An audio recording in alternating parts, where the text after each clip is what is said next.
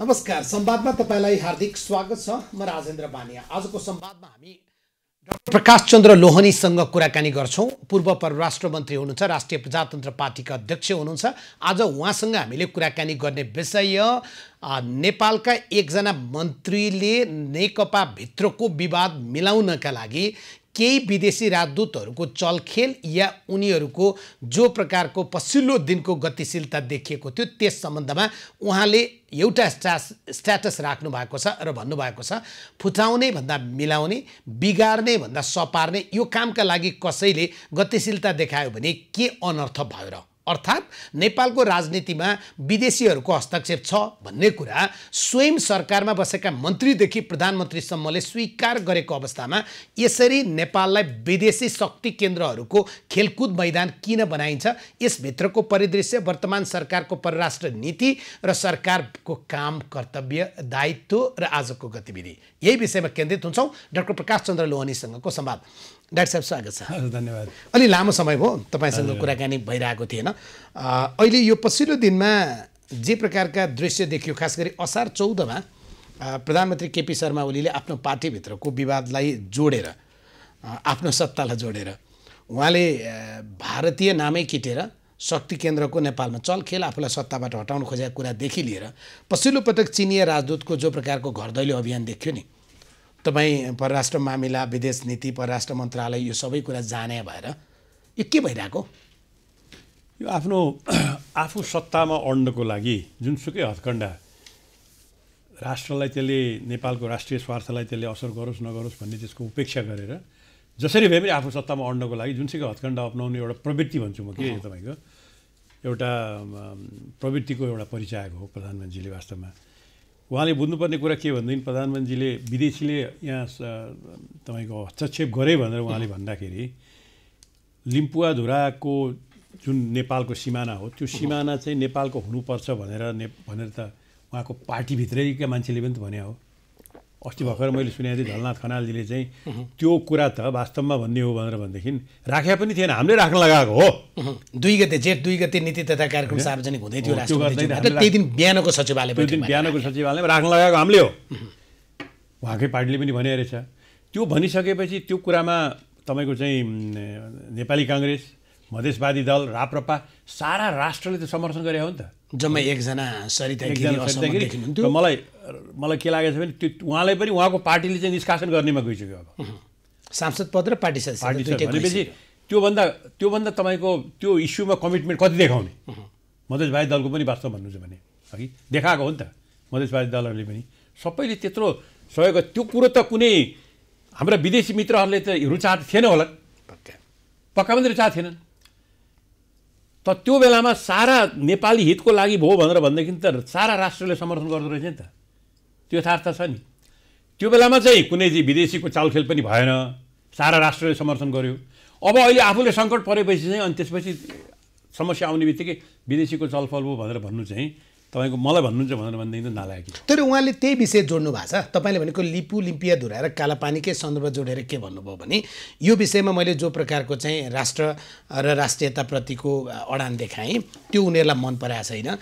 म सत्ताबाट निक्लिदिन्थेँ, प्रधानमन्त्री छोडिदिन्थेँ, तर यसैका कारणले चाहिँ भोलि 1 मिनट पनि सत्तामा बस्न नदिने चाहिँ हालत ल्याउँछ। यो चाहिँ कस्तो भन्दाखेरि मलाई एउटा जोक मैले सुनेको थिएँ कि एकजना, यो चाहिँ हाम्रै छिमेकी मित्र राष्ट्रको एकजना, यो ठट्टा मात्रै हो, एउटा चाहिँ महान नेता रहेछन्। महान नेता रहेछपछि उनी अलिकति बिरामी परेछ।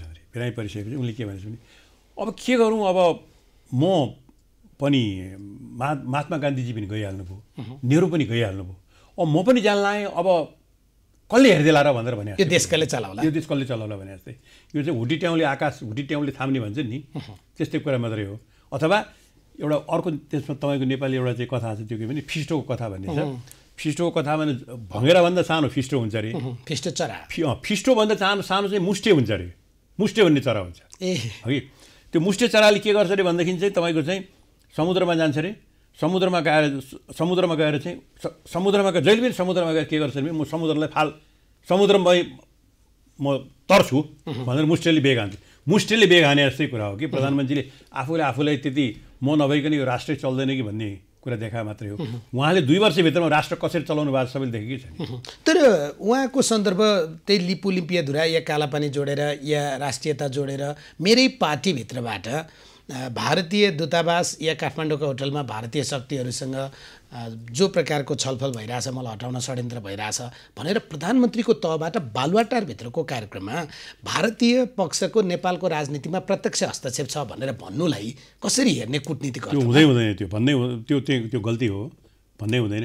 आफ्नो सानो स्वार्थको लागि राष्ट्रको ठुलो स्वार्थलाई उहाँले चाहिँ उपेक्षा गरे हो। अब उहाँले आखिर के भयो त भनेदेखि चाहिँ त्यसपछि भारतको पनि हस्तक्षेप हुने भयो होइन।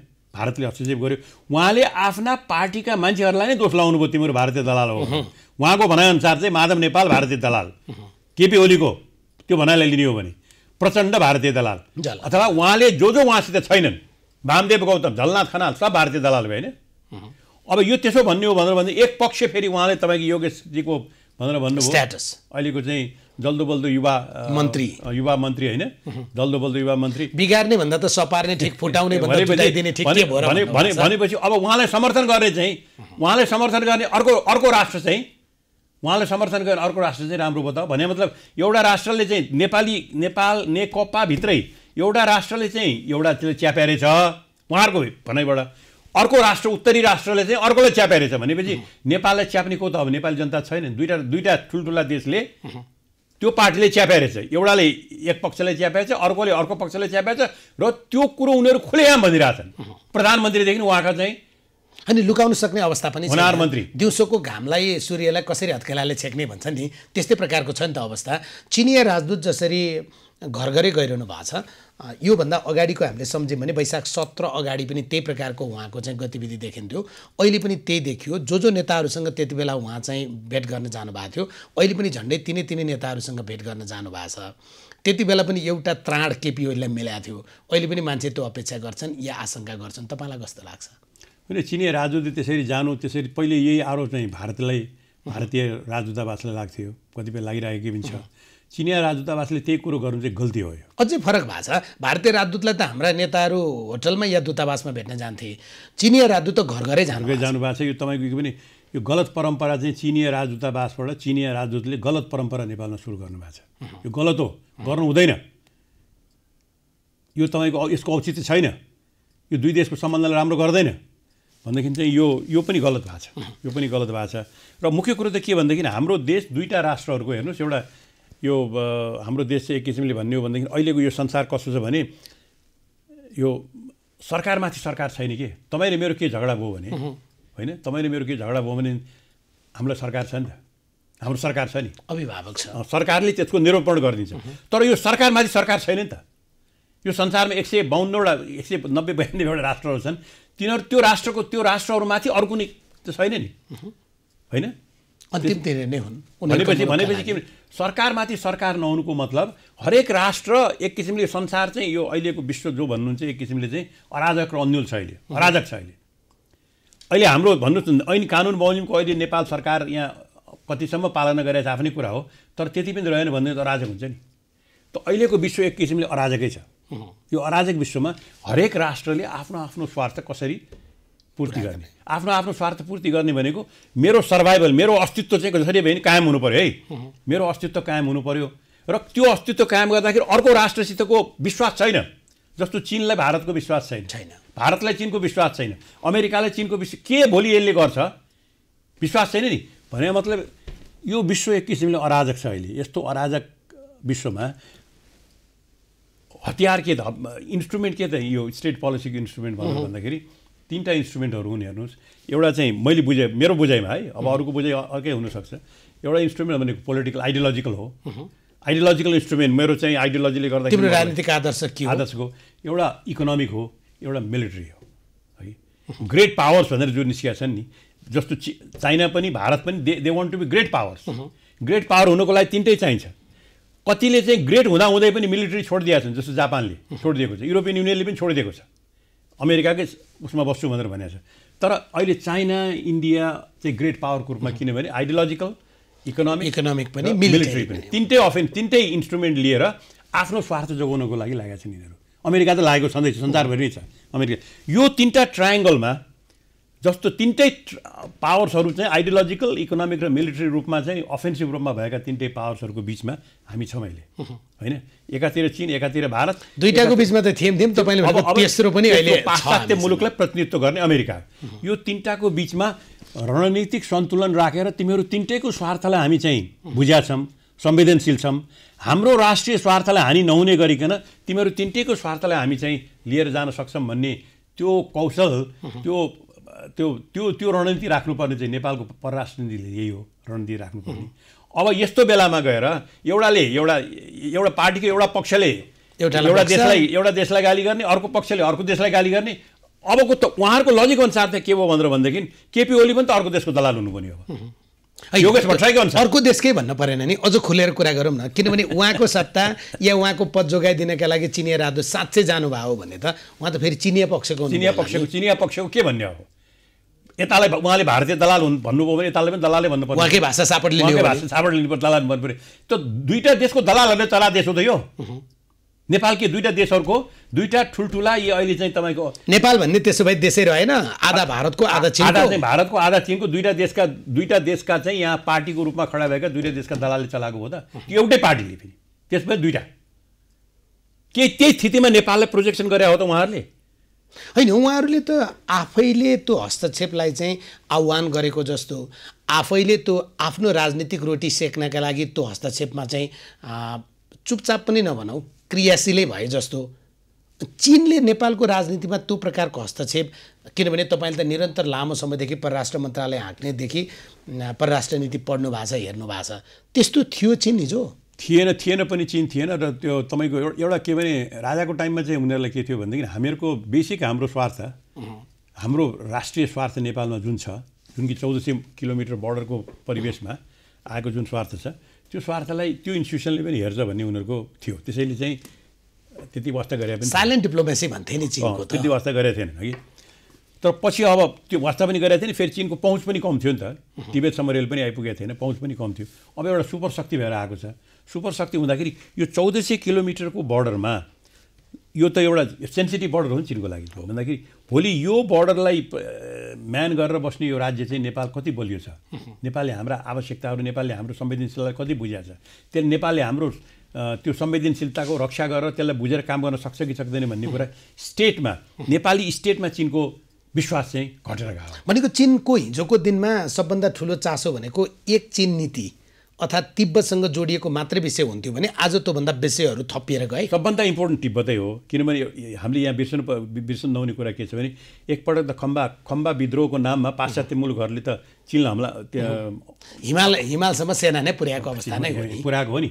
त्यो बेलामा चाहिँ मलाई सम्झना थियो, त्यो बेलामा म विधायक पनि थिएँ, त्यो बेलामा राजा वीरेन्द्रले चाहिँ त्यो पक्षलाई सखाबै पारिदिएको ठुलो गुण लगायो नि त्यो वास्तवमा। भन्दाखेरि के भने यिनीहरूले चाहिँ हाम्रो बेसिक इन्ट्रेस्टलाई चाहिँ यिनीहरूले हेर्छन् है भन्ने जुन थियो नि, त्यसमा चाहिँ अब चाहिँ यो नेपाल राज्यले, नेपालका राजनीतिक शक्तिहरूले, नेपाल राज्यले चाहिँ त्यो हेर्न सक्छ भन्ने कुरामा चाहिँ चीनलाई विश्वास नभएको मैले देखेको छु। त्यो कारणले गर्दाखेरि हामीले पनि यहाँको राजनीतिमा, हामीले पनि यहाँको दलमा चाहिँ आफ्नो पकड चाहिँ लिनुपर्छ है। अब आफ्नो पकड चाहिँ आफ्नो मान्छे चाहिँ चाहिन्छ, होइन? जसरी इन्डियाले यो मेरो छत्र छायामा छ, त्यहाँ मेरो मान्छे चाहिँ मेरो चाहिँ पक्षका अथवा मसित सिम्पेथी हुनेको शासन होस् भन्ने छ त्यो इन्डियाको। होइन, चिनिया कूटनीति चाहिँ यति धेरै अब त्यसलाई फितलो भन्ने हो कि खुला भन्ने हो, होइन? त्यसरी गएको कि नेपालसँग जोडिएर अब भारतले मात्रै किन खेल्छ, हामी चाहिँ किन नखेल्ने, अर्थात् नेपाललाई भारतको किन हुने दिने, हाम्रो किन नबनाउने?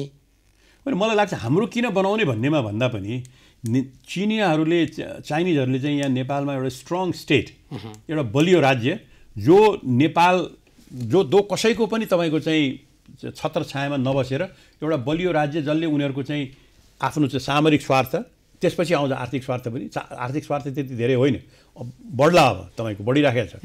सामरिक स्वार्थलाई चाहिँ त्यसले चाहिँ बुझेर चाहिँ त्यसले चाहिँ याद गरिदिने चाहिँ त्यस्तो शक्ति नेपालमा छ, नेपाल राज्य त्यति बलियो छ भन्ने चाहिँ त्यो चाहिँ उनीहरू कन्सर्न हुँदै हो, त्यो छ पनि त्यो कन्सर्नमा अहिले के देखिन लाग्यो भने उनीहरूलाई चाहिँ उनीहरूको बढ्दो शक्ति र देख्दाखेरि के भनेदेखि र यो ट्रायङ्गलमा चाहिँ भोलि गएर नेपाललाई प्रयोग भएर हुँदाखेरि त हाम्रो त्यहाँ कोही पनि मित्र शक्ति भएन भनेदेखि त हाम्रो त बोल्ने मान्छे नै हुँदैन भन्दाखेरि त्यो मित्र शक्ति चाहिँ निर्माण हरेक पार्टीमा निर्माण गर्नको लागि प्रयास भएको छ र सबभन्दा बढ्ता त के भने नेपाल कम्युनिस्ट पार्टी नै हो।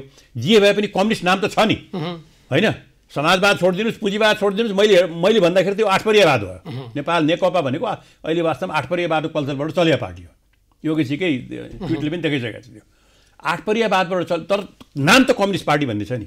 भनेदेखि चाहिँ यो एउटा कम्युनिस्ट पार्टी भन्नेलाई चाहिँ यसलाई चाहिँ तपाईँको इन्ट्याक्ट रह्यो भनेर भनेदेखि चाहिँ कमसेकम हाम्रो राष्ट्रिय स्वार्थपट्टि चाहिँ यिनीहरू संवेदनशील हुन्छन्, हाम्रो राष्ट्रिय स्वार्थलाई राम्रोसित हेर्छन् भन्ने त्यो दृष्टिकोणले मलाई लाग्छ उनीहरू मुभ गरिरहेको। जस्तै इन्ट्याक्ट राख्नकै लागि होला, अर्थात् आफ्नो विचारसँग कुनै न कुनै दिनमा आफ्नो पक्षमा ल्याउन या आफ्नो राजनीतिक दर्शन र विचार सिकाउनलाई होला सी विचारधारा बारम्बार पढाउने पनि गरेछ, प्रशिक्षण पनि गराउने गरेछ। त्यो पनि मलाई अचम्म लागेको छ, किनभने अहिले अरू कुनै पार्टीले भन्नुहोस्, हाम्रै पार्टी राप्रपा भन्नुहोस् अथवा नेपाली काङ्ग्रेस अरू कुनै दलसित, भारतकै कुनै दलसित अथवा कसैसित चाहिँ र हाम्रो चाहिँ विचारधाराको आदान प्रदान गरौँ, सङ्गठन कसरी गर्ने आदान प्रदान गरौँ भनेर भने कत्रो आरोप लाग्यो, होइन? उहाँहरूको त के भन्ने विचारधारामै गइसक्नु भयो। अब भनेदेखि जे भए पनि सी विचारधारालाई पनि लिने, कम्युनिस्ट पार्टीको नाम भएको जेसुकै काम जेसुकै गरोस् कम्युनिस्ट पार्टीको नाम भनेर त छ भनेपछि त्यो त्यो त्यो त्यो एउटा ब्याकग्राउन्डबाट त आएको हो। भनेदेखि यो कम्युनिस्ट पार्टीलाई हामीले नेपालमा इन्ट्याक्ट राख्यौँ भनेदेखि नेपालमा हाम्रो राष्ट्रिय स्वार्थ चाहिँ कायम गर्नको लागि चाहिँ सजिलो हुन्छ भन्ने चाहिँ चाहिने थिएन। तर एउटा अचम्मको र मैले नबुझेको कुरा तपाईँले बढी बुझ्नुहुन्छ भन्ने लाग्छ। आजको दिनमा केपी शर्मा ओली जुन ठाउँमा उभिनु भएको छ त्यो भनेको चाहिँ अमेरिकाको एमसिसी, होइन? पारित गर्नका लागि उहाँले चाहिँ हत्ते हैरानै गरे अवस्था छ। एमसिसी भनेको कतिपयको भनाइमा आइपिएस मार्फत चीनलाई घेर्ने रणनीति हो अमेरिकाको भन्छन्। अनि तिनै केपी ओलीको सत्ता जोगाउनका लागि चिनिया राजदूत यसरी किन गरे? मैले नबुझेर केपी ओलीले एमसिसी कहिले पारित गर्ने उहाँको इन्ट्रेस्टै थिएन। इन्ट्रेस्टै होइन, किनभने इन्ट्रेस्ट थियो र पारित गर्न थियो भनेदेखि उहाँले जहिले पनि सक्नुहुन्थ्यो। कृष्णबहादुर मल्ललाई रोकेर मात्र रोकिया होइन त्यो, जहाँ जसलाई पनि जे हतियार प्रयोग गर्न सक्ने। अब हामीले त अखबारमा परे अनुसार चाहिँ र तपाईँले जे गर्न सक्नुहुन्छ गर्नुहोस्, मैले सकेका गर्छु भने मतलब त प्रचण्डलाई त तपाईँको धम्की दिएको हो नि त। या माधव नेपालकै पनि कुरा छ, धम्की दिएको छ के भनेदेखि तिमीहरूको चाहिँ क्यान्टोनमेन्टको पैसाको म चाहिँ त्यो अख्तियार दुरुपयोग खोलिदिन्छु भने हो, धम्की दिएन हो। त्यस्तो धम्की दिन सक्ने त्यो खालको चाहिँ त्यो बहादुर भन्नुहोस् कोटेसनमा है, त्यो पनि मान्छेले चाहिँ यो पारित गर्न सक्दैन भन्ने त हुँदै होइन। किनभने त हाम्रो चाहिँ बिचरा हाम्रो के सभामुख हुनुहुन्छ नि अग्निसाप, सभामुखजीले त गनेकै छैन भन्ने देखियो नि त। सभामुखजीलाई त गएर हाउस चाहिँ बन्द गर्दाखेरि उहाँलाई सूचनासम्म दिएन। 16 गतेसम्म एमसिसीको डेट भनिन्थ्यो, तथापि त्यसको डेट हुँदैन भन्ने नै आछ, होइन? 17 गते संसद थियो, उहाँले साढे 22 गते पुर्याउनु भएको थियो। त्यो नआउँदै सभामुखलाई थाहा नभइकन संसदको अधिवेशन अन्त भयो, गरिदिनु भयो भनेपछि उहाँले त्यो पारित गराउने उहाँको इन्ट्रेस्ट पनि होइन। र त्यो भने त सभामुखलाई पनि त उहाँले प्रेसर गर्न सकिहाल्नुहुन्थ्यो। भने पछाडि भित्री रूपमा चाहिँ चीन केपी शर्मा ओलीलाई टिकाउँदा नै त्यो एमसिसी पारित हुँदैन या नेपालमा एमसिसी आउँदैन, हाम्रै बिहारै अगाडि जान्छ। सभामुख के भने उहाँले चाहिँ के भन्दै त्यो त्यसमा होइन, उहाँले अमेरिकालाई पनि मैले पारित गर्न खोजेको थिएँ, म तिमीहरूको पनि मित्र हुँ भन्ने पनि उहाँले मेसेज त दिनुभयो नि, तर पारित चाहिँ गर्नु भएन। पारित गर्नु भएन किन भनेदेखि चाहिँ म तिमीहरूको मित्र हुँ, कोसिस मैले गरेको थिएँ, अरूले दिएनन् भनेर उसित पनि साकुल ल्याउने भन्छन् नि, साकुल ल्याउने। तपाईँले सुरुमा कथा भन्नुभएको थियो दुईवटा, अब मलाई एउटा कथा भन्न दिनुहोस् है। दुईवटा पहलमानहरूको बिचमा लडाइँ हुने भयो, होइन? अनि अर्को एउटा भिडाउने मान्छे थियो बिचौलिया। त्यो बिचौलियाले गएर एउटा पहलमानलाई तानेर लिएर गयो, म तेरो पक्षमा छु, होइन? म तेरो पक्षमा छु, म चाहिँ मेरै मामा जित्छन् भन्छु, त हानै भन्यो। फेरि अर्कोलाई तानेर लग्यो, त्यसलाई पनि म मिलाउनु पऱ्यो भनेर उसलाई पनि त्यही भन्यो। जब दुईवटा भिड्न थाले पहलमान, ऊ के भनेर उफ्रिरहेछ, मेरै मामा जित्छन् भनिरहेछ। अनि हाम्रो प्रधानमन्त्री मेरै मामा जित्छन्, वास्तवमा त्यही नै हो। वास्तवमा के भने उहाँले चाहिँ अमेरिकालाई चाहिँ उहाँले प्रयोग गर्नुभयो अहिले। किनभने त्यो हाम्रो स्पिकर त्यहाँ हुँदाखेरि स्पिकरको कारणले गर्दाखेरि त्यो पेस हुन सकेन भन्ने कुरा त हुँदै होइन। सक्नुहुन्थ्यो उहाँले नेपाली काङ्ग्रेसै मिलेर पनि तपाईँको हुइप लगाएर पनि गराउन सक्नुहुन्थ्यो। त्यो मलाई लाग्छ त्यसलाई चाहिँ पास गराउनको लागि उहाँले नसक्ने चाहिँ होइन। गराउन मैले कोसिस गरेको थिएँ, तर चाहिँ गर्न चाहिँ यिनीहरूले मलाई दिएनन् भनेर उतातिर पनि उहाँको आफ्नो प्लस पोइन्टहरू राख्नुभयो, होइन? त्यो पास पनि भएन। यतापट्टि चाहिँ तपाईँको चाहिँ अब यो जे भए पनि त एमसिसी पनि त भएन भन्दाखेरि यतापट्टि पनि गुड पोइन्ट भयो भन्दाखेरि हिज प्लेइङ बोथ साइड। त्यसो भए त प्रधानमन्त्रीले भनेको कुरा जुन ठाउँमा बसेर भन्नुभयो, जे भाषामा भन्नुभयो, जे टोनमा भन्नुभयो, त्यो गलत होला। तर स्वाभाविक रूपमा उहाँ चिनिया पक्षलाई सहराउने, उहाँलाई राजीनामा दिन चाहने या कुर्सीबाट झार्न चाहने, भारतीय इन्ट्रेस्ट चाहने भन्ने कुरा त पुष्टि भएन त त्यसो भयो हो। त्यो त भयो। त्यो अहिले त उहाँले नै पुष्टि गरिदिनु भयो। पर वास्तवमा भन्नु चाहिँ मलाई त कहिले कहिले हाम्रो परराष्ट्र मन्त्रीजीको स्थिति देखेर पनि माया लाग्छ कि परराष्ट्र मन्त्रीको आवश्यकता छैन। अब प्रधानमन्त्रीले नै भारतसित चाहिँ मलाई मेरो सरकारलाई हटाउनु खोज्यो भने चाहिँ परराष्ट्र मन्त्रीले गरेर के कुरा गर्ने बुझ्नु भएन? परराष्ट्र मन्त्रीले के कुरा गर्ने भन्दाखेरि त के भने उहाँले त नेपाललाई वास्तवमा नेपालको शासन भनेको नै नेपालको शासन भनेको नेकपाले गर्ने हो। नेकपाले गर्दाखेरि नेकपाको एउटा विङ चाहिँ भारत अब उहाँहरूकै शब्दमा दलाल दुईटै विभाग खोलिदिए भयो। एउटा भारत दलाल विभाग, एउटा चाहिँ चीन दलाल विभाग कसले नेतृत्व गर्ने त्यो रूपमा उहाँले देशलाई प्रस्तुत गर्नुभएको छ, जुन दुर्भाग्यपूर्ण हो। किनभने यही देशको जनताले हो यही देशको जनताले 15-20 दिन 1 महिना अगाडि चाहिँ सबैले 3 करोड जनताले एउटै भएर चाहिँ समर्थन गरेका थिए नि त। महान केपी ओली नै भने नि सही काममा त गर्दा रहेछ नि त भनेर भने आफू सत्तामा अड्नको लागि जुन किसिमको हत्कण्डा उहाँले परराष्ट्र नीतिलाई युज गर्नुभएको छ। र मैले तपाईँलाई अघि भने यो अराजक विश्वमा अरूको त मिलिट्री केपेबिलिटी, अराजक विश्वको अराजक कूटनीति होइन, अराजक विश्वमा अरूको त भन्नुहोस् न मिलिट्री केपेबिलिटी होला, चीनको होला, भारतको होला, हाम्रो त छैन। हाम्रो भने त्यही परराष्ट्र नीति होइन। हाम्रो तपाईँले भनेको तीनटा कुरा गर्नु त पोलिटिकल आइडियोलोजी, इकोनोमी र चाहिँ मिलिटरी पावरको कुरा गर्ने। हामीसँग मिलिटरी पावर छैन, इकोनोमी पनि छैन, पोलिटिकल आइडियोलोजी त चाहिन्थ्यो जोसँग कूटनीति पनि जोडिन्छ। यो कूटनीतिमा चाहिँ उहाँले यो कूटनीतिलाई पनि उहाँले छताछुल्ल पारेर के भनेदेखि उहाँले चाहिँ आधा इन्डियाको आधा चाहिँ हामी आधा इन्डियाको आधा चाहिँ चीनको भनेर जुन किसिमको लैजानु हो। यो कूटनीति जसले हामीलाई अस्तित्व बचाउने अस्त्रै यही हो भनेको मतलब सबै मित्र राष्ट्रहरूको चाहिँ नेपालको राज्य चाहिँ बलियो छ, नेपालका नेता विश्वासयोग्य छन् र हाम्रो आधारभूत स्वार्थ छन्। चाइनाको पनि छ, इन्डियाको पनि छ। आधारभूत सामरिक स्वार्थहरूले चाहिँ कम्प्रोमाइज चाहिँ गर्दैनन्, आफ्नो कुरालाई छोड्दैनन्, तर हामीले नोक्सान हुने काम पनि गर्दैनन् है कुनै किसिमबाट।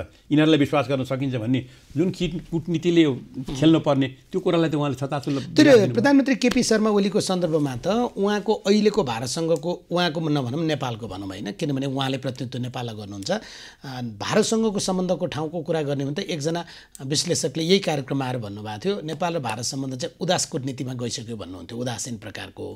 आज त चिसो त्योभन्दा 0 डिग्री सेन्टिग्रेडमा पुग्यो होला नि? होइन, हो नै त उहाँले त्यसरी भन्दाखेरि भारतीयहरूले चाहिँ शब्दले प्रतिक्रिया गरेका छैनन्, तर व्यवहारले गरेकै छ नि। मस्कोदेखि तपाईँ बेजिङसम्म पुगेका छन्, तर काठमाडौँसँग उनीहरू टेलिफोनमा पनि कुरा व्यवहारले देखाइरहेछ।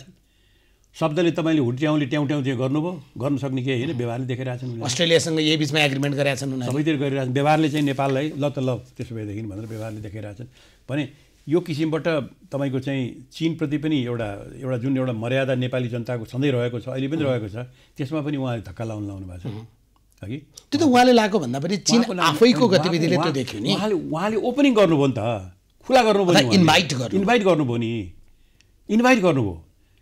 सबभन्दा तपाईँको चाहिँ दुःख लाग्दो कुरो त त्यही हो नि, इन्भाइट गर्नुभयो। एकातिर अर्कोलाई चाहिँ अर्कोतिर इन्भाइट गर्नुभयो, अनि अर्कोतिर आफ्नै पार्टीका कसैलाई चाहिँ त भारत परस्त कसैलाई चीन परस्त भनेर किता काट लाउनुभयो। के को लागि त भनेर भन्दाखेरि सत्ताका लागि, उहाँ केही समयको लागि सत्तामा अड्नको लागि चाहिँ नेपालको राष्ट्रिय हित र नेपालको परराष्ट्र नीतिलाई बन्धक राखेर नेपाली जनताको भाग्यलाई बन्धक राखेर जुन किसिमको शैली उहाँले अपनाउनु भएको छ दुर्भाग्यपूर्ण नेपाल। तर डाक्टर साहब त्यो मामलामा माधव नेपालको कुरा होला, पुष्पकमल दाहाल प्रचण्ड या झलनाथ खनालको कुरा होला, उहाँहरूले चाहिँ राजदूतलाई हाम्रो पार्टीभित्रको समस्या हामी मिलाउँछौँ, हाम्रो मुलुकभित्रको समस्या हामी मिलाउँछौँ, तिमी चाहिँ एउटा डिप्लोमेटिक इन्भोय हौ होइन, कूटनीतिक दूत हौ, त्यही ठाउँमा तिमी बस भन्ने उहाँहरूको पनि त भन्नु पर्थ्यो। त्यो पनि उहाँले पनि भन्नु पर्थ्यो, उहाँले पनि कुरा सुन्नुभयो, टाउको हल्लाउनु भयो होला होइन, अथवा हस् भन्नुभयो होला, हस् भन्नुभयो होला, अथवा टाउको हल्लाउनु भयो, अथवा मनमा चाहिँ केही उलिनु भयो होला। भोलि त यिनीहरूलाई पनि चाहिन्छ कि हामी भनेर एउटा के भने कमजोर मनस्थिति, जब तपाईँको पार्टी कमजोर हुन्छ, जब तपाईँको एकता कमजोर हुन्छ, त्यो बेलामा अरूलाई रेजिस्ट गर्ने नि, अरूले भनेको कुरालाई तपाईँको चाहिँ यो हुँदैन। नेपालको हितको परिप्रेक्ष्यमा यसलाई कुरो मान्दिनँ म। यो त महामहिम तपाईँले भन्नुभएको कुरा राम्रो हो, तर तपाईँ यसो गरेर नहिँड्नुहोस्, नेपाल चीन सम्बन्धलाई चाहिँ नराम्रो पर्छ भनेर त्यति भन्न सक्ने हिम्मत चाहिँ मैले देखिनँ, उहाँहरूमा पनि देखिनँ। भन्नु सक्नु पर्थ्यो उहाँहरू। त्यो प्रकारको हिम्मत तपाईँले खास गरी आजको दिनमा तपाईँको राजनीतिक यात्रा सम्झने भने 5 दशकको होइन, यो 5 दशकमा यसरी दूतहरू आउँदाखेरिमा या त्यो प्रकारका चाहिँ विषयहरू लिएर आउँदाखेरिमा आउटराइटली रिजेक्ट भन्छन् नि, ठाडो खुट्टा फर्काइदिने, तिमी यो विषयमा यसरी प्रस्तुत नहौ भनेको हाम्रा कोही राजनेता नेपालमा छन् कि छैनन् मलाई थाहा छैन, हाम्रा नेता मन्त्री त्यस्तो कुनै पढेको अनुभव गरेको छ? त्यसरी तपाईँको फलानले यसो भनिदियो भनेर भन्ने त मैले देखेको छैन। एउटा चाहिँ मेरो सम्झनामा आउँछ, एउटा चाहिँ यो 17वटा चाहिँ चेक पोइन्ट हटाउँदाखेरि चाहिँ कीर्तिनिधि विष्टको चाहिँ स्ट्यान्ड चाहिँ आउँछ त्यो बेलामा, त्यो 26 कीर्तिनिधि विष्टले त्यो बेलामा पनि के भनेदेखि मैले सुने त है त्यो बेला कुरा चाहिँ यो हटाउनु पऱ्यो, के गरेर हटाउने भनेर भन्दाखेरि अनि कीर्तिनिधि विष्टले जति भन्नुपर्ने कुरा चाहिँ म भन्छु, अनि त्यस्तो केही अप्ठ्यारो पऱ्यो भनेदेखि मलाई हटाइदिएको छ सरकारले, यसले चाहिँ के गर्यो भनेर बरु मलाई हटाइदियो भने भन्ने कुरा चाहिँ म भन्छु भनेर आँट गरे कीर्तिनिधि विष्टले। आफ्नो पद दाउमा राखेर त्यो भारतीय सेना जो झन्डै तपाईँ 18 वर्षदेखि नेपालमा बसेको थियो त्यसलाई हटाउन उहाँले गर्नुभयो। यहाँ त आफू सत्तामा बस्नको लागि विदेशीलाई इन्भाइट गर्ने जुन संस्कार देखियो नि, त्यसले नेपालको परराष्ट्र नीतिलाई, नेपालको अस्तित्व, नेपालको हितको लागि प्रयोग गर्ने सम्भावनालाई चाहिँ तपाईँको सखा पार्न लागेको छ कि।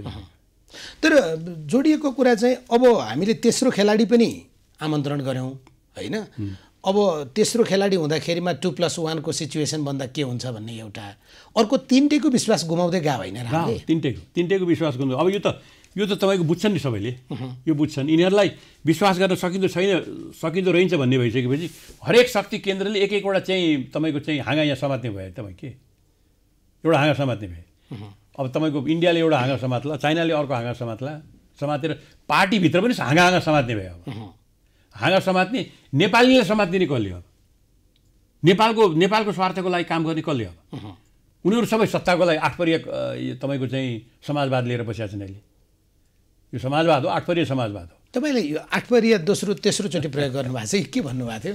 आठपरिय भने तपाईँ के, हामीले राजदरबार पढ्दाखेरिमा पढेको आठपरिय भने पहिले जहानिया शासन, यसलाई मैले भारदारी भनेको थिएँ। अझ भारदारी भन्दा पनि आठपरियमा झरेँ म। एकजना मेरो मित्रले भन्नुभयो कि होइन यो भारदारी होइन डाक्टर साहब, आठपरिय भन्नुभयो कि मलाई शब्द अझ ठिक लाग्यो। आठपरिय भने के हुन्छ तपाईँको, के भने कुनै अस्तित्वै हुँदैन आठपरियको। आठपरियले यसो गर भनेपछि गरिदिने, तामेली गर्ने, दिएको खाने, हजुर सरकार भनेर भन्ने, त्यसपछि चाहिँ त्यसको आधारबाट खुसी तुलाएर चाहिँ आफ्नो चाहिँ अस्तित्व राख्ने। खुसी भएन भने बीपीको दोषी चस्मा जस्तो हुन्छ फेरि। हो यो आठपरिय समाजवादमा एउटा अभिजात्य वर्ग, सानो वर्ग खडा गर्ने, जसले वरिपरि राखेर चाहिँ तिनीहरूले राष्ट्रलाई दोहन गर्ने, सत्ता शक्ति चाहिँ राज्यको स्रोत साधन चाहिँ तपाईँको चाहिँ विकास गरेको जस्तो देखाउने। अलिअलि त विकास भइहाल्छ। तपाईँ चन्द्र शमशेरले पनि त गरेको थियो नि त, विकास थिएनन् थियो। चन्द्र शमशेरले खोले होइन त्रिचन्द्र कलेज, यो कलेजले मलाई नै खुट्टामा हान्छ भन्ने लागेर पनि त खोल्या हो। मेरो नुवाकोट जिल्लामा देख्छु म त्यो बेलामा चाहिँ तपाईँको राम्रो 2-4 ठाउँमा ढुङ्गे पुल पनि बनाएर छ भन्दाखेरि त नेचुरली हुने विकास अहिले भइहालेकै छ। राज्यको चाहिँ दोहन चाहिँ गर्ने एउटा राजनीतिज्ञ, प्रशासक, टप प्रशासकहरू र भ्रष्ट व्यापारीहरू, यसको एउटा लौह गठबन्धन भन्छु म। के हो यो लौह गठबन्धन? Iron triangle. आज तपाईँको शब्द चाहिँ बडो महत्त्वपूर्ण शब्दहरू निक्लिरहेछ, प्रादुर्भाव भइरहेछ।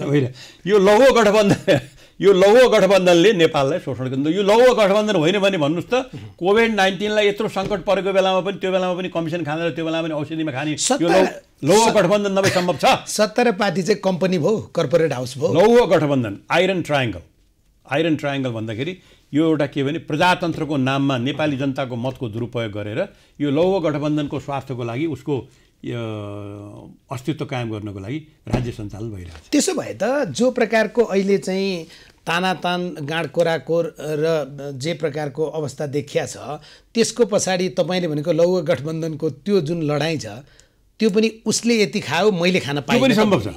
त्यो लौह गठबन्धनमा, त्यो गठबन्धनमा पहिले खाएर चाहिँ तपाईँको मोटाकाहरू पनि छन् नि।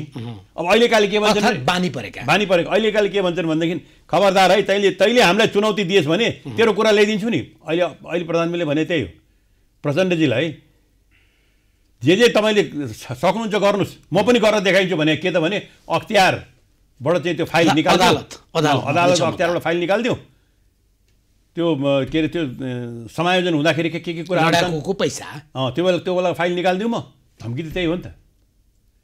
यस्तो धम्की दिने कुरामा उहाँ कला छ। फेरि अब सम्पत्ति शुद्धिकरण लिएर बस्नु भएको छ आफ्नै मातहतमा सम्पत्ति शुद्धिकरणमा भोलि गएर तपाईँले चाहिँ यत्रो चाहिँ 25 करोडको घर चाहिँ सम्पत्ति जोड्नुभयो, कहाँबाट आउनु भनेर तपाईँले सोधेर पठाइदियो, सकिएन तपाईँको। अब अलिकति हच्किनु, स्रोत त छैन, स्रोत त छैन। अहिलेको कानुन यति कडा छ कि स्रोत छैन भने पनि झ्यालका नाल सुन त मिलिहाल्छ। भनेपछि एउटा चिज डाक्टर साहब, 1-to-1 वार्ता भनेर उहाँहरू जो बैठकै रोकेर गरिरहनु भएको छ नि, त्यसभित्र चाहिँ धम्की र घुर्की मात्रै चल्छ कि क्या हो? धम्की नै हो। अब प्रचण्डजीलाई पनि गाह्रो छ, प्रचण्डजीलाई पनि अब त्यो धम्कीलाई कति प्रतिवाद गर्न सक्छन् मलाई शङ्का लागेको छ। मलाई लाग्छ के भनेदेखि त्यसैले प्राइम मिनिस्टर फिल्स कि मेरो हात मेरो माथि भएको छ, म धम्कीले नै यिनलाई तलाउँछु भन्ने हो। एउटा प्रश्न सबैको मनमा खड्केको, विश्लेषकहरूको पनि मनमा खड्केको, या सञ्चार माध्यममा पनि तपाईँले पढ्नुभयो भने पाउने चाहिँ पार्टीका सबै निकायमा चरम अल्पमतमा हुँदा पनि केपी ओलीसँग यो प्रकारको कडापन अर्थात् यो प्रकारको अडान, दुईटा पदबाट राजीनामा दिनु, अरू के चाहिन्छ भनेर सोध्ने क्या। त्यो कारण त्यति हो तपाईँको। के भनेदेखि त्यो अस्त्र जुन छ नि, राज्य यन्त्रलाई प्रयोग गरेर तिमीहरूलाई एक्सपोज गर्छु भन्ने जुन अस्त्र छ, सुदर्शन चक्र अहिले मेरो हातमा छ। भोलि त्यहाँबाट निस्क्यो भने त सुदर्शन चक्र अर्को हातमा जान सक्छ नि त। अनि उहाँको समयमा भएका यी जुन अहिलेका चाहिँ तपाईँका चाहिँ काण्डहरू छन् नि, व्हाइट बडी काण्डदेखि लिएर यो ओम्नी काण्डदेखि याक काण्ड, के यति काण्डदेखि के काण्ड छन्, फेरि त्यसमा सुदर्शन चक्र लाग्न सक्छ नि त।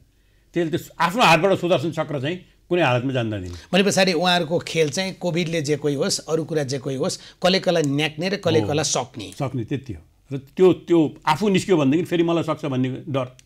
भनेको यो विषय माधव नेपाल, झलनाथ खनाल, वामदेव गौतमहरूले बुझ्नु भएको छैन? उहाँहरू पनि लागिरहनु भएको छ नि त। फेरि किन बुझ्नु भएको छैन भने पक्कै पनि बुझ्नु भएको होला। त्यसैले तपाईँको चाहिँ माधव नेपाल, झलनाथ खनाल 4 जना लाग्दाखेरि पनि उहाँले डिसिसिभ एक्सन लिन नसकेको, उहाँले गर्न नसकेको कारण त्यही हो। तपाईँको गर्न नसकेको कारण के भने त्यो गरिदियो भनेदेखि चाहिँ छोड्दैन, भोलि गएर चाहिँ हामीलाई चाहिँ तपाईँको चाहिँ अख्तियारको 13 पन्ने फारम चाहिँ कोही भर्न आउनुहोस् भनेर भनिदियो भनेदेखि के गर्ने? त्यो बेला फेरि जनताले फेरि साथ दिनेवाला छैन। सबैको अनुहार हेरेर जनताले ओठले ब्र्याकै अवस्था छ, जनता वाक्क भइसकेका छन्। त्यस कारण सबै यस्तालाई चाहिँ तपाईँ यसरी न्याकेर चाहिँ त्यति गरेर पनि देशको लागि के गर्न सके भए त हुन्थ्यो। उल्टो के भनेदेखि नेता त सुकिलो होस् कि धमिलो, ऊ माथि केही कारबाहीको डन्डा चलायो भने जनताले पहिले वाह भनिदिइहाल्छ। त्यसैले चाहिँ हामीलाई उहाँहरूले जतिसुकै त्यहाँ कुराकानी गरे पनि अब कसरी रिट्रिट गर्ने भन्ने, कसरी एउटा इज्जत साथसित चाहिँ पछि हट्ने भन्ने चाहिँ उहाँहरूलाई छ, समस्या छ। भनेको बहादुरी से पछि हट गया, बहादुरी से पछि हट्ने कि नहट्ने भन्ने कुरा, अथवा चाहिँ देखा जाएगा भनेर जाने कि भन्नेमा I don't think they have been able to make decision. हगि त्यो निर्णय गर्न उहाँहरूले नसकेका जस्तो छ। तर प्राइम मिनिस्टरलाई चाहिँ के भनेर भनेदेखि मैले चाहिँ अब यो मेरो यस्तो अचुक हतियार छ कि यसलाई सामना यिनीहरूले गर्न सक्दैनन्। जस्तै संसद त उहाँले निष्क्रिय बनाइदिइहाल्नु भयो होइन, अदालत या अख्तियार या अझ अर्को संस्थाको पनि नाम आउँछ। तपाईँ त्यो विषयमा कति बोल्न चाहनुहुन्छ? शीतल निवासलाई पनि उहाँले प्रयोग, शीतल निवासले पनि आफ्नो मर्यादा छोड्नुभयो। सम्माननीय राष्ट्रपतिज्यूलाई हामी सम्मान गर्छौँ, त्यो पदको लागि सम्मान गर्छौँ। तर सम्माननीय राष्ट्रपति महोदयले बोलाएर एउटा कार्यकर्ता, वामदेवजीले भने हो, त्यो वामदेवजीको निस्किया छ, बोलाएर तपाईँ चाहिँ फलानालाई समर्थन गर्नुहोस्, तपाईँलाई चाहिँ अर्को पटक चाहिँ यस्तो अफर मिल्छ भनेर भन्नुको मतलब त कार्यकर्तासम्म प्रधानमन्त्री राष्ट्रपति उत्र नि। अहिले त हामीलाई के लागेको छ भनेदेखि हामीले जुन एउटा संवैधानिक राज संस्था नेपालमा हुनुपर्छ, यो आलङ्कारिक अधिकार भएको होइन, जनताकै हो अधिकार, सर्वोच्च जनता नै हो। तर आलङ्कारिक एउटा राजसत्ता चाहिँ एउटा मोरल फोर्सको रूपमा हुनुपर्छ भन्ने कुरा त झन् अहिले चाहिँ तपाईँको औचित्य देखिन लाग्छ। हामीले झन् त्यसको आवश्यकता, मलाई भन्नुहुन्छ भने झन् त्यसको आवश्यकता। राजा पनि संवैधानिक भनेर बसे पनि कुचुर गर्ने, राष्ट्रपति पनि गर्ने।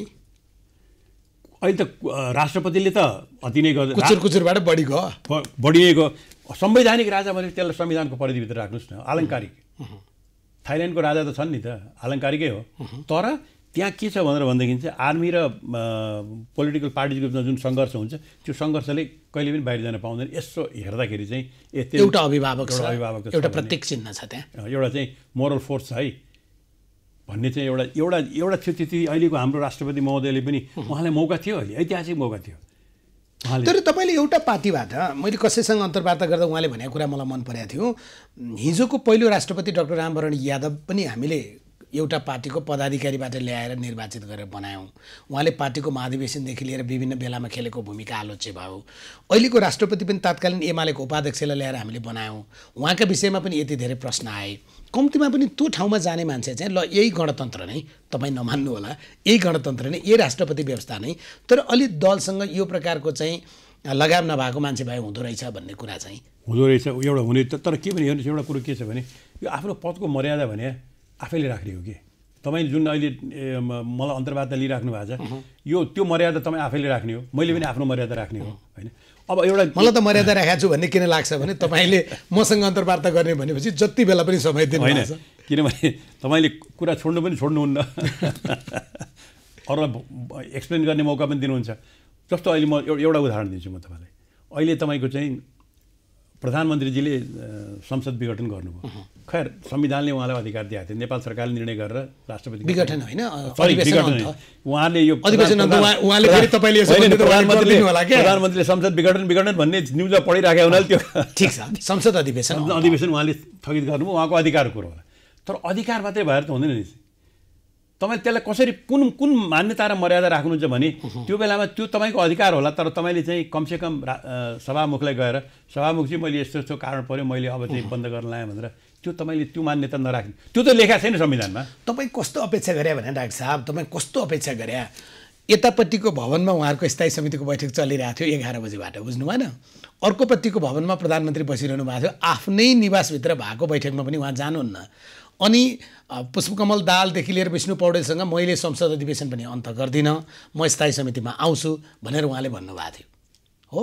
तर 12 बजे उहाँले मन्त्रीहरू पनि हस्याङ फस्याङ आइपुग्दा नपुग्दै अधिवेशन अन्त गर्दै प्रचण्डलाई पनि थाहा भएन भने कहाँ अग्निसापको कुरा गरे तपाईँले? मैले भन्न खोजेँ के भने होइन, सभामुखको मैले यो भन्न खोजेँ कि सभामुख भनेको एउटा यस्तो पद हो, गरिमामय पद हो।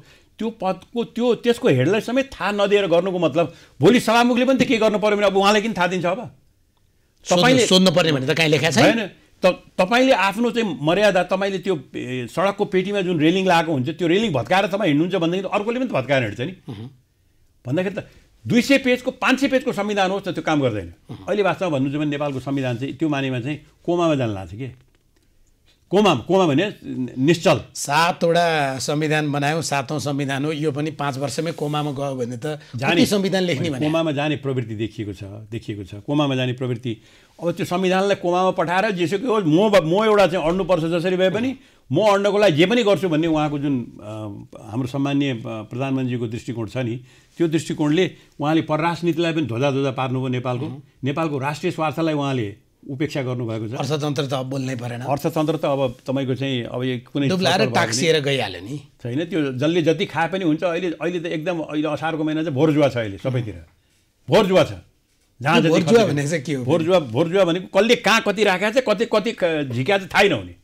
जसले जति सक्छ बोकेर जाऊ। भोरजुवा भनेको मतलब कुनै रुल्स रेगुलेसनको भाषा हो यो। नुवाकोट पनि यस्तो भाषा हुन्छ? होइन, यो नर्मल ठेट नेपाली नै हो अघि।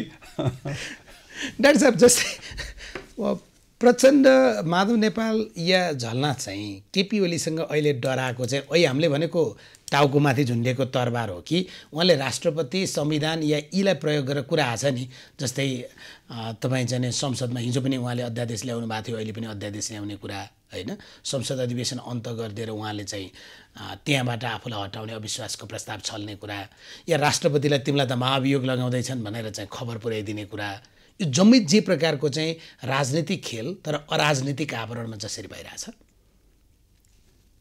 परिणति के? त्यसले तपाईँको के भनेदेखि संविधानलाई चाहिँ डिसफङ्सनल गराउने र संविधानप्रतिको आस्था चाहिँ जनताको हराएर जाने र तपाईँको यहाँ जे पनि चल्छ भने हुनाले यहाँ कुनै ऐन कानुन नियम भन्ने कुरा छैन। जसले जति सक्यो जे पनि गर्न मिल्छ भन्ने कुरालाई गर्ने र भोलि प्रधानमन्त्रीजी ओलीजी हुनु भएन भने अर्कोले पनि त्यही सिको त्यही संस्करण गर्न थाल्यो भनेर भने अनि नेपालमा भारत र चीन जस्ता शक्ति राष्ट्रहरू हेरिराखेका छन्।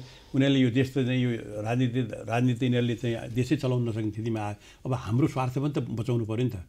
1400 किलोमिटर बोर्डर चाइनाको छ, 1800 किलोमिटर चाहिँ इन्डियाको होला भन्ने बताउनुको लागि सबैले चाहिँ अनि आफ्नो पार्टी लिएर आफ्नो शक्ति नेपालमा खडा गरेर नेपाललाई एउटा क्रीडास्थल, अन्तर्राष्ट्रिय क्रीडास्थलको रूपमा नेपाललाई उहाँले सफलताका साथ। तर अब यस्तो बेलामा अब तपाईँहरू त पछिल्लो दिनमा छिन्नभिन्न हुनुभयो, बल्ल मिलेर आउनु भएको छ पदीय रूपमा, संसदमा उपस्थिति पनि त्यस्तो रहेन। तर काङ्ग्रेस त ल संसदको अङ्कगणितका हिसाबले सानो भयो होला, प्रमुख प्रतिपक्षी पनि हो, सङ्गठनका हिसाबले पनि दोस्रो ठुलो दल हो।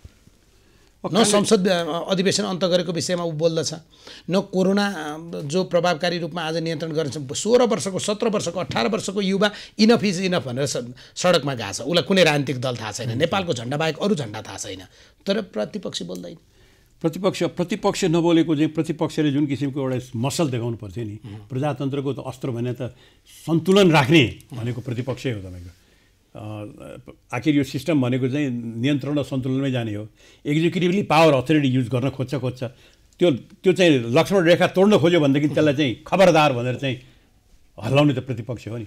अब प्रतिपक्ष तपाईँको अब म के कारणले हो मलाई थाहा छैन, त्यो तपाईँ आफै गर्नुहोस्। प्रतिपक्ष पनि यस्तो भलादमी भएर निस्केको छ होइन, महान भलादमी भएर निस्केको छ कि कहिले एउटा समय त तपाईँलाई थाहा छ नीति तथा कार्यक्रम पनि उसले चाहिँ विरोधै नगरिकन पारित भएको भने मतलब उनीहरूले महान भलादमी भएर के भनेदेखि चाहिँ निस्केर अहिले चाहिँ खालि औपचारिक रूपमा कहिले के बोल्न त पर्यो, त्यो बाहेक चाहिँ एउटा साँच्चीकै यिनीहरूलाई थ्रेटको रूपमा चाहिँ प्रतिपक्षले साँच्चीकै जनतालाई चाहिँ लिएर हिँड्न थाल्यो, अब चाहिँ हामीलाई थ्रेट हो भन्ने उहाँहरू पनि जान सक्नु भएको छैन। किन जान सक्नु भएको छैन त्यो चाहिँ मैले बुझेको छैन है। उहाँहरूको व्यवधान के हो, बाध्यता के हो, त्यो चाहिँ थाहा छैन।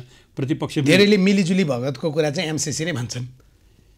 अब खोइ के हो है, प्रतिपक्षले खै एमसिसी त एउटा इस्यु हो, तर अरू इस्युहरू पनि त हुनसक्छ नि, अरू इस्युहरू पनि। संवैधानिक नियुक्तिमा पनि भाग पाइन्छ त्यसो भएपछि भने अब त्यही भागबन्डा र दलीय भागबन्डा तपाईँको के अदालतमा पनि दलीय भागबन्डा, तपाईँको भन्नुहोस् न यो युनिभर्सिटीमा पनि दलीय भागबन्डा। युनिभर्सिटीमा अहिले तपाईँको भाइस चान्सलर कतिमा छैनन्, सबै ठाउँमा दलीय भागबन्डा गर्ने कि संविधानको स्पिरिट त्यही हो त, दलीय भागबन्डै हो त। अर्थात् देश चाहिँ मासुको बिलो भाग लाउने हो त्यो लाउने कि त्यही लेखौँ त संविधानमा जो पार्टी आउँछन् उनीहरूले दलीय भागबन्डामा आफ्नो आफ्नो तरिकाले चाहिँ अनुपातिक रूपमा जान्छन् भनेर लेखौँ संविधानमा। त्यही स्पिरिट हो त। कुन स्पिरिटमा संविधानलाई उहाँहरूले हेर्नु भएको छ? यो संविधानको मर्मलाई कुन रूपमा बुझ्नु भएको छ उहाँहरूले होइन? त्यो नै तपाईँको जुन मैले हेर्दाखेरि त के भने तपाईँ यही इन्स्टिट्युसनको पनि तपाईँ हेड हुनु हो भने यसलाई मैले कुन रूपमा लैजाने त मैले मेरो मार्गचित्र त चाहियो। के हो उहाँहरूको मार्गचित्र चाहिँ हो त दलीय भागबन्डा, वामवादी जसरी पनि खाने होइन, दलीय भागबन्डा, वामवादी, आठपरियावाद र तपाईँको चाहिँ लौह गठबन्धन होइन, यो यसलाई सम्मिश्रण गरेर नेपाली जनताको दोहन गर्ने त्यही हो त मार्गचित्र। अहिले त्यो नभने पनि व्यवहारमा त्यही देखिरहेछ नि। यसको विरोधमा हेर्नुहोस्, यसको विरोधमा युवाहरूले उठेका छन्, उठ्नु पनि पर्छ। होइन यस्तो सङ्गीन अवस्था छ किनभने अहिले हामीले अर्थतन्त्रको त कुरै गरेका छैन। अर्थतन्त्र आज साँच्चै नै अब कोमामा चाहिँ अर्थतन्त्र जाने अवस्था छ। जनता रोगले मर्छन् कि मर्दैनन् थाहा छैन, भोकले मर्ने अवस्था छ। सरकारको लडाइँ चाहिँ सरकार चलाउने दलको लडाइँ चाहिँ बालुवाटारभित्र छ या शीतल निवास र खुमलटारमा छ। टेलिभिजनको कार्यक्रम जस्तो छ तपाईँको, टेलिभिजनको सिरियल हुन्छ नि, हिजो एउटा सिरियल भयो, आजको सिरियल के छ भनेर हेर्नुहुन्छ।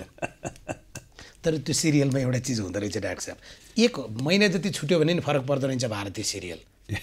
करिब त्यही भित्र कथा घुमिँदो रहँदो रहेछ। हाम्रो 2.5 वर्षको कथा त्यही त घुमिरहेछ नि। अब यसलाई कम्तीमा पनि हामी एउटा सचेत नागरिकका रूपमा प्रधानमन्त्री केपी ओलीलाई या सत्तारूढ दलको नेता पुष्पकमल दाहाललाई या मन्त्रीहरूलाई हामीले दिने सुझाव के हो? दिने सुझाव के भने तपाईँहरूले यो संविधानको स्पिरिटलाई कुन रूपमा बुझ्नु भएको छ? संविधानको स्पिरिटलाई यो दलीय भागबन्डा र दोहन मात्रै को बुझ्नु भएको छ भनेदेखि त्यसको विरोधमा जनता आउँछन्। त्यो होइन भन्ने कुरा देखाउन सक्नु छ। अझ पनि समय छ है, पिपलले साथ दिन तयार छन्, नेपाली जनताले साथ दिन्छन् सही कुरा भन्ने त नक्साको केसमा देखिसकेको छ, साथ दिन तयार छन्। कमसेकम 4-5वटा इस्युजहरूमा चाहिँ यति काण्ड भन्नुहोस् अथवा चाहिँ व्हाइट बडी काण्ड भन्नुहोस् अथवा ओम्नी काण्ड भन्नुहोस् अथवा सुन काण्ड भन्नुहोस्, यी काण्डहरूमा तपाईँ इन्भेस्टिगेसन गरेर देखाउनुहोस् न। इन्भेस्टिगेसन गर्न त्योभन्दा अगाडि तपाईँलाई आत्मानुभूति हुनुपर्छ कि यहाँ गल्ती भएको छ। हो होइन, सुन्नुहोस् न, तर तपाईँ त के भन्नुहुन्छ भने प्रधानमन्त्रीको ठाउँमा बसेर यो ओम्नी मलाई थाहै छैन होइन, यतिसँग चिन्जानै छैन, तपाईँ व्हाइट बडीमा रविन्द्रजी सम्पूर्ण रूपमा निर्दोष हुनुहुन्थ्यो, तपाईँ त यसरी प्रस्तुत हुनुहुन्छ नि। त्यसरी तपाईँ प्रस्तुत भएर भ्रष्टाचारलाई तपाईँ संरक्षण दिने हो भने संसदमा त शून्य सहनशीलता भन्नुहुन्छ, मुख हेर्दैन पनि भन्नुहुन्छ। होइन, भ्रष्टाचारलाई उहाँले संरक्षण दिने हो र भ्रष्टाचारको संरक्षकको रूपमा हो भने त्यही कुरो लेख्नुहोस् न। त्यसो भएदेखि म भ्रष्टाचारको संरक्षक हुँ आउनु पर्यो। त्यो त कसले भन्छ होला र? व्यवहारले त्यही देखाइरहेछ र मान्छेले त्यो प्रधानमन्त्रीले छाती ठोकेर म हुँ भ्रष्टाचारीको संरक्षक भन्नुहुन्छ त भने व्यवहार त त्यही देखिएन त। व्यवहार त्यही देखिरहेछ उहाँको व्यवहार। किनभने त्यो व्हाइट बडीमा त उहाँको सरकारले होइन भने यसको हामी इन्भेस्टिगेसन गरेर 3 महिनामा रिपोर्ट ल्याउँछौँ भनेर 3 महिनासम्म उहाँले मान्छे नियुक्त गर्नु भएन। न लेखा समितिले मान्यो न उहाँ आफैले बनाएको आयोगले उहाँले पनि गर्नु भएन। त्यसको मतलब के त? संरक्षण गरे भएन अहिले हामीले दोष लाउने कि नलाउने? त्यो त जम्मै कुरा थियो। कोरोनाको बिचमा पनि हेर्नुहोस् त, यो त एउटा नेपाली शब्द मैले यो नबोल्न खोजेको थिएँ, तर कम्तीमा पनि एउटा साङ्केतिक रूपमा कात्रोको खल्ती भन्छन् नि, होइन? कात्रोको खल्ती यस्तो किन खोजेको? यसको लागि त एकताली सम्मान्य प्रधानमन्त्रीले नि तपाईँले यहाँ ल्याउनु पऱ्यो। तपाईँ मलाई यति गाह्रो काम नलगाउनुहोस्। उहाँका पार्टीका स्थायी समितिका, सचिवालयको त भन्दिनँ म, स्थायी समितिकै नेताहरू प्रधानमन्त्रीको 2.5 वर्ष भयो अगाडि बसेर मुख हेर्न नपाएको भन्नुहुन्छ, अनि म बबुरालाई तपाईँ त्यो जिम्मेवारी किन दिनुहुन्छ? त्यो गर्दा त्यो यदि त्यस्तो यदि यो त मौका हो तपाईँले त के भनेदेखि एक्सप्लेन गर्न दिने, उहाँले फेस गर्नु पऱ्यो नि त। किन फेस नगर्ने हो भनेर भन्दैन, अल्टिमेटली गएर यो सडकमा यसको उर्लेर आउँछ। कसरी उर्लेर आउँछ त्यो भन्न सक्दिनँ होइन। उहाँहरूको त के छ भने एकजना मन्त्रीलाई समय माग्दाखेरिमा उहाँको सहयोगी मार्फत उहाँले म आउँदिनँ भन्नुभयो। किन भनेर सोद्धा खोते प्रश्न सोध्छ भन्नुभयो। अनि मेरो प्रश्न कसरी खोते भयो मलाई थाहा भएन। आजको दिनमा अब सरकार कता जान्छ? नेकपा कता जान्छ होला? सरकार चाहिँ तपाईँको यही तरिकाले जाने हो भने एउटा चाहिँ देश दुर्घटनामा जान्छ। अराजक हुन्छ देश। त्यो दुर्घटना भने के? अराजक भनेको जस्तो तपाईँले अस्ति देख्नु भने युवाहरू जसरी निस्के, मान्छेको त्यो आक्रोश कुन रूपमा कसरी प्रस्फुटन भएर आउँछ। एउटा चिज थप्छु, तपाईँले युवा मात्रै सडकमा उभिएर चाहिँ एनफ इज एनफ भने मात्रै सुन्नुभयो कि हिजो आज अस्ति देशभरि केपी ओली नै चाहिन्छ भनेर प्रदर्शन गरेर पनि हेर्नु भएको छ? मैले हेरेको छु केपी ओली कहीँ चाहिँ तपाईँको 150जना मान्छे देखिया थिए। यो त रामकुमारी झाँक्रीको भाषा भयो नि। टेलिभिजन है, टेलिभिजनमा देखाएको त्यही हो। 50 जना युवा ल्याउने 2 लाख मान्छे चाहियो नि प्रधानमन्त्रीको समर्थनमा भन्नुभयो रामकुमारी झाँक्री। त्यही हो, तपाईँको त मैले देखेँ त्यही हो। ठिक छ, उहाँले पनि लिएर आएर चाहिँ उहाँका युवाहरूले चाहिँ देश राम्रोसित चलेको छ, यो भ्रष्टाचार जे भएको छ त्यसको पनि यो यसमा पनि केही बोल्नु हुँदैन भनेर चाहिँ बाहिर निस्के त भयो नि, ठुलो निकाले हुन्छ नि। तर एउटा व्यक्ति प्रधानमन्त्रीको पक्षमा यति ठुलो विभिन्न ठाउँमा, ठुलो भन्दिनँ म, विभिन्न ठाउँमा जो प्रदर्शन भइरहेछ, समर्थक र फ्यान त बनाउनु भएको छ। पार्टी भने पनि एउटा त्यो हो कि तपाईँको पार्टीमा चाहिँ आफ्नो चाहिँ तपाईँ उहाँ पनि त एउटा पक्ष हो नि त। उहाँको पक्षका मान्छे एमालेको त 9औं महाधिवेशनको निर्वाचित अध्यक्ष हो। उहाँका पक्षका मान्छेहरूलाई अब स्रोत साधन के होला, उहाँका पक्षका मान्छेलाई उतार्नु कुनै स्रोत साधन भने तपाईँले के खेताला लाउने? जे सम्झनुहोस् तपाईँले, जे सम्झनुहोस्, पैसा दिएपछि खेताला हुन्छ नि। जे सम्झनुहोस् तपाईँको चाहिँ एउटा पक्षको 2 वर्षसम्म चाहिँ तपाईँको चाहिँ शासन गरेको त्यत्रा मन्त्रीहरूलाई लिएर बसेको मान्छेले चाहिँ 200-400 मान्छे चाहिँ उहाँले उतार्नु, बजेट पनि लिएर बस्नु भएको छ भने त्यो त असीमित छ। अहिले तपाईँको 200-400 मान्छे उहाँले उतार्नुभयो भने त्यसले कुनै अन्त होइन। तर यो स्थिति बढेर गयो भने अरूले पनि उतार्छन् बिस्तारै। अनि त्यही मैले अराजकता भने सबै निर्णय चाहिँ सडकबाट गर्ने, त्यो स्थितिमा आउनु लाग्यो। संविधानलाई उहाँहरूले संवैधानिक प्रक्रिया जब बिग्रेर जान्छ नि अनि सडकमा मान्छे जान्छन् र तर त्यसबाट करेक्सन भयो भनेदेखि चाहिँ हुन्छ है। जस्तो अमेरिकामा हेर्नुहोस् न, अमेरिकामा पनि एक किसिमले चाहिँ त्यो संविधानलाई जुन राखेका बन्देजहरू छन् त्यो बन्देजलाई तोड्न खोज्दाखेरि अहिले त्यो समस्या आइरहेको छ। हजारौँ मान्छे सडकमा ओर्ले नि त, अब केही सुधार गर्नु पऱ्यो भन्ने आइरहेको छ। गरेन भने झन्ठुलो त्यहाँ पनि विस्फोट हुन्छ। तपाईँको माग प्रचण्ड, झलनाथ खनाल या माधव नेपालसँग मिल्छ कि केपी ओलीसँग? मेरो माग त के भने नेपाली जनतालाई सुशासन दिनु पर्छ। होइन, मैले माग भनेको उहाँहरूले अब तपाईँबाट दुवै चिज चलेन, तपाईँ छोड्नुहोस् भन्नुभएको छ। उहाँ म यो दुईवटा मरे छोड्दिनँ, तिमीहरूले पो मलाई अडचन गर्यो, त्यो उहाँहरूको इस्यु। होइन, प्रधानमन्त्री पदबाट हट्ने कुरा त तपाईँ र मलाई पनि छुन्छ नि। त्यसले प्रधानमन्त्री पदबाट उहाँ हट्ने नहट्ने उहाँको पार्टीले निर्णय गर्ने कुरा हो। हेर्नुहोस्, उहाँको पार्टीले निर्णय गर्ने कुरा हो, संसदले निर्णय गर्ने कुरा हो, प्रतिपक्षले आवाज उठाउने कुरा हो। अहिलेसम्म मैले प्रतिपक्षले पनि केही बोलेको सुनेको छैन। बरु दङ्ग पर चाहिँ कहिलेकाहीँ त्यो अस्त्र पनि प्रयोग गरेर फलानुको प्रतिपक्षी नेतालाई भेटेर के गर्न लाग्यो भने त्यो अस्त्र पनि प्रयोग गरिदिएको छ हामीले। त्यो भनेको सुभाष नेमाङले देउवालाई भेटेको कुरा गर्नु, अथवा प्रधानमन्त्रीले देउवाजीलाई भेटेको कुरा नि, या मध्यरातमा प्रचण्डले भेटेको कुरा नि आछ भने अब सबलाई प्रयोग गर्न खोजिरहेछ नि त। सबलाई प्रयोग गर्न खोज्ने सत्ताको लागि नेपाली जनताको आशा आकाङ्क्षा चाहिँ उपेक्षा भएर जाने अहिलेको स्थिति त्यही हो। नेकपा विभाजित हुँदा मुलुकलाई घाटा हुन्छ कि कौवाला बेलपाको हर्षण विस्मा? नेकपा मेरो चाहिँ भन्नुहुन्छ भनेदेखि अब अर्को पक्षको एउटा मन्त्री के भन्छ भने विभाजितै हुन् कि नहुन् भन्ने, तर त्यो म भन्दिनँ, तपाईँको भन्दिनँ। किनभने प्रजातन्त्रमा पार्टी नभइकन पनि हुँदैन। पार्टी तपाईँको चाहिँ विकृति आयो भने त्यसलाई शुद्धिकरण गरेर जानुपर्छ। त्यो भित्रबाट त्यसलाई शुद्धिकरणको प्रक्रिया ल्याउनुपर्छ र पार्टीहरू बलियो हुनुपर्छ। पार्टी बलियो भएन भनेदेखि चाहिँ तपाईँको चाहिँ विदेशीको हस्तक्षेप बढेर जान्छ। अहिलेको समस्या भएको किन भनेदेखि चाहिँ नेकपा पार्टी बलियो भएन, नेकपा पार्टी फ्र्याक्सन भयो। नेकपा पार्टीमा एउटाले एउटा देशले, त्यसैले एउटालाई एउटा देशले, एउटाले एउटा देशले च्याप्ने स्थिति आएको छ। त्यसैले पार्टी चाहिँ बलियो। तर तपाईँले पार्टी बलियो हुनुपर्छ भन्दै गर्दा एउटा कागतीको बोट सम्झिन्छु क्या। त्यो कागती बोटमा किरा लाग्यो भने त औषधि हालौँला होइन, तर त्यो कागती बोट बाख्राले खाइदियो भने क्यार्ने? बाख्राले खाइदियो भनेदेखि बाख्रा दबाउने बोटै छैन। बाख्रा दबाउने ज्वरो त होला नि बाख्रा दबाउने। त्यसकारण मेरो चाहिँ होप चाहिँ के भने उहाँहरू मिलेर अहिले देशलाई जे समस्या छ त्यसलाई समाधान गर्नपट्टि हामी सिरियस छौँ भन्ने कुरा देखाउनु। तर उहाँहरू त्यहाँ अल्झिँदाखेरिमा देशवासीले दुःख पाए क्या। देशवासीले दुःख पाए, नअल्झिँदा त दुःख पाएको थिए। अब अल्झिँदाखेरि त तपाईँको अरूतिर त ध्यानै छैन नि तपाईँको। अरूतिर के मतलब छ र? अहिले असार हरेक दिनका वार्ता, हरेक दिनका छलफल होइन, छलफल। नेपालीहरूलाई टेलिभिजनमा चाहिँ कसले के भन्यो, समस्याको नेपालको जनताले भोगेको समस्याको केही मतलब छैन। त्यो साना उद्योगले के समस्या भोगे मतलब छैन। त्यो मजदुर र किसानले खान नपाएको, आत्महत्या गर्ने ठाउँमा पुगिसक्यो भने, आत्महत्या गरेर मान्छे मरिरहेछन्, त्यसको केही मतलब छैन। तर के छ भनेदेखि चाहिँ मिडियामा पनि खबर चाहियो, त्यही नै हेडलाइन भएर आउँछ। हामी पनि सबभन्दा बढी त्यही कुरा गर्छौँ। त्यही कुरा आउँछ। उहाँले यसो भन्नुभयो, चिया खाँदाखेरि उहाँले आँखा यसो देखाउनु, त्यो पनि खबर भएर आउँछ। भन्दाखेरि देशलाई बन्धक राखेर आफ्नो सत्ता स्वार्थको लागि देशलाई बन्धक राख्नु भएको छ। यो नगर्नुहोस्। मेरो चाहिँ उहाँहरूले सुझाव त्यही हो। तपाईँलाई धन्यवाद। हस्। डाक्टर प्रकाश चन्द्र लोहनी राष्ट्रिय प्रजातन्त्र पार्टीका अध्यक्ष, उहाँसँग हामीले समसामयिक विषय र खास गरी देशलाई सबभन्दा बढी छुनुपर्ने कूटनीतिको विषय जानेर आज भारत, चीन र अमेरिका नेपालको सत्ता र राजनीतिक दलमा जुन प्रकारको देउसीको शैली अपनाइरहेका छन् यो विषयमा आजको कार्यक्रम प्रस्तुत गऱ्यौँ। कार्यक्रम यी सकिन्छ। खबरभित्रको खबरका लागि हेर्दै रहनुहोला एबी न्युज खबर। नमस्कार।